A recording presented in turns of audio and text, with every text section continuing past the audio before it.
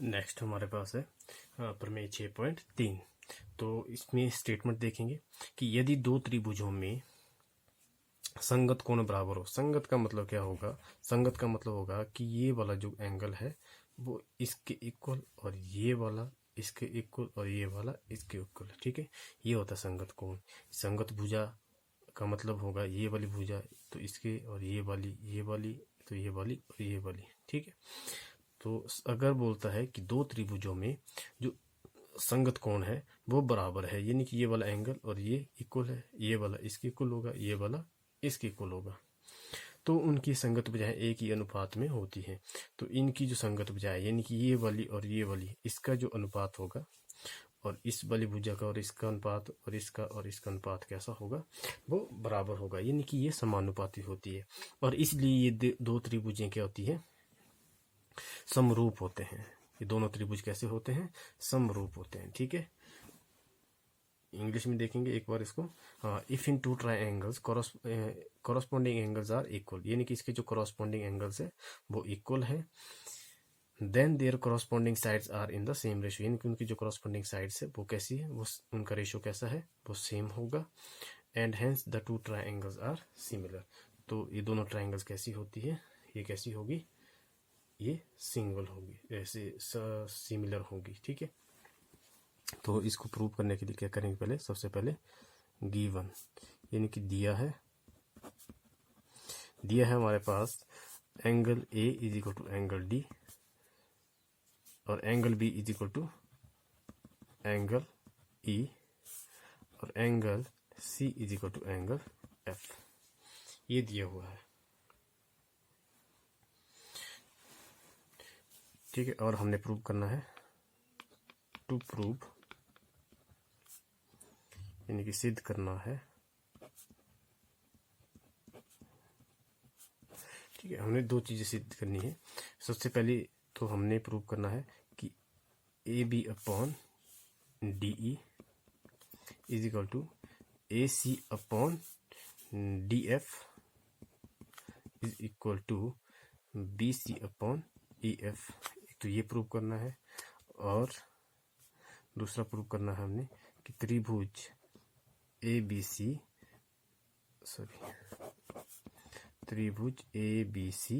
Similar है। ठीक है, ये समरूप का चिन्ह होता है। ठीक है, सिमिलर का साइन है, समरूप है किसके? डी ई एफ के। ये हमने प्रूव करना है। अब आएगा, अब यहाँ पे कंस्ट्रक्शन करेंगे, कंस्ट्रक्शन रचना। इसमें क्या करेंगे हम?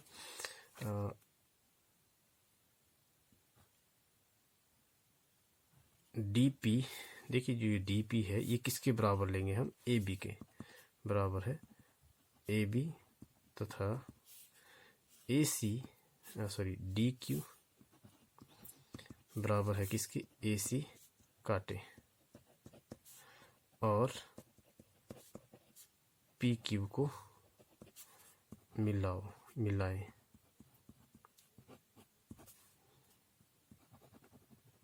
ठीक है, इंग्लिश में लिख लेंगे, cut D P is equal to A B and D Q is equal to A C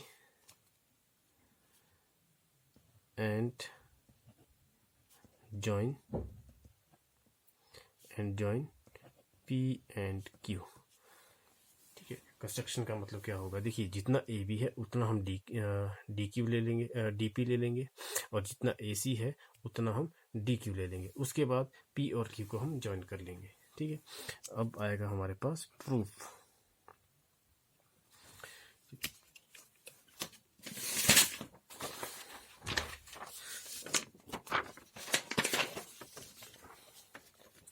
proof में देखिए ये आएगा प्रूफ, यानी कि प्रमाण। प्रूफ में देखिए,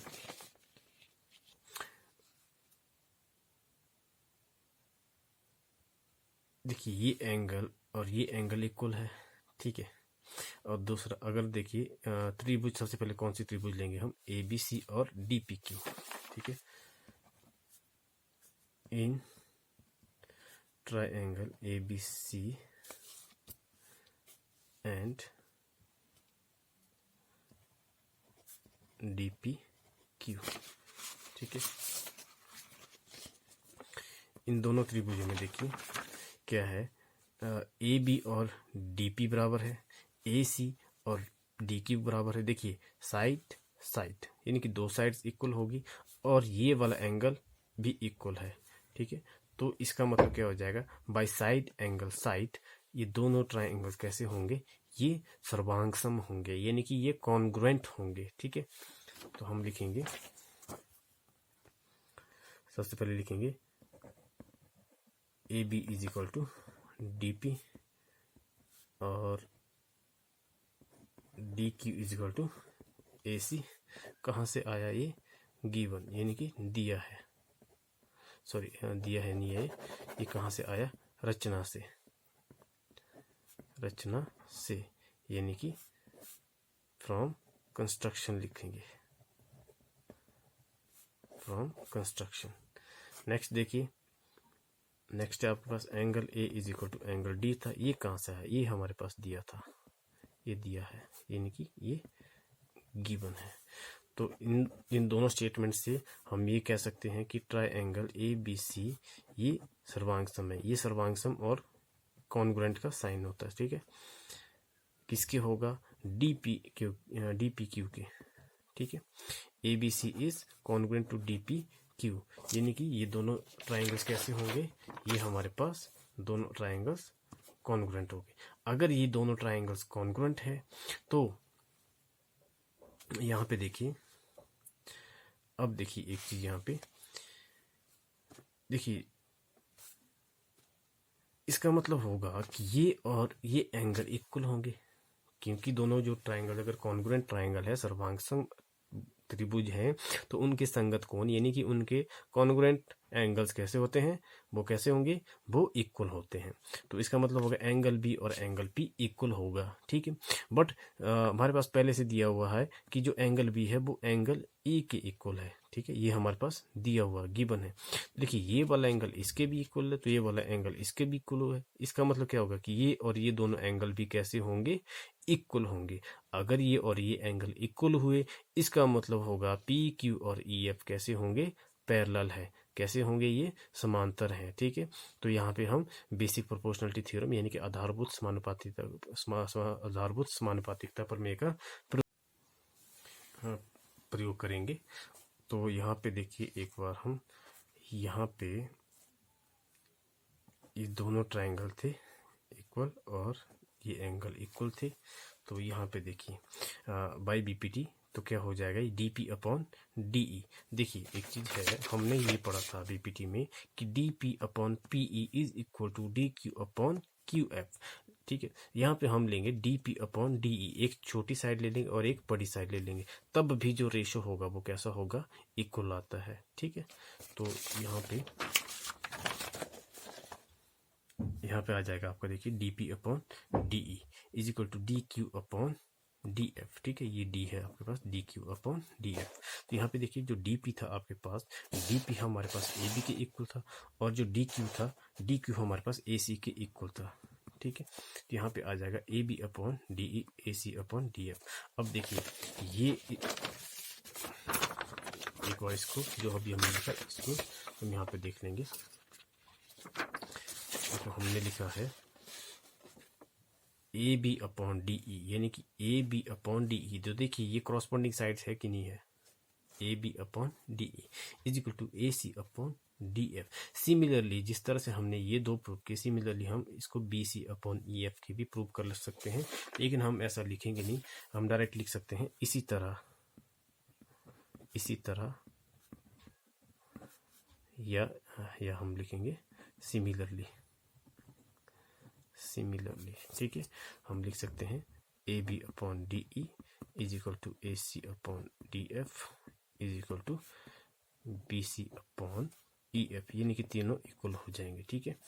तो देखिए अगर ये तीनों इक्वल है तो हम क्या बोलेंगे कि दोनों जो ट्राइंगल है वो कैसे होंगे, वो समरूप होंगे, यानी कि सिमिलर होंगे।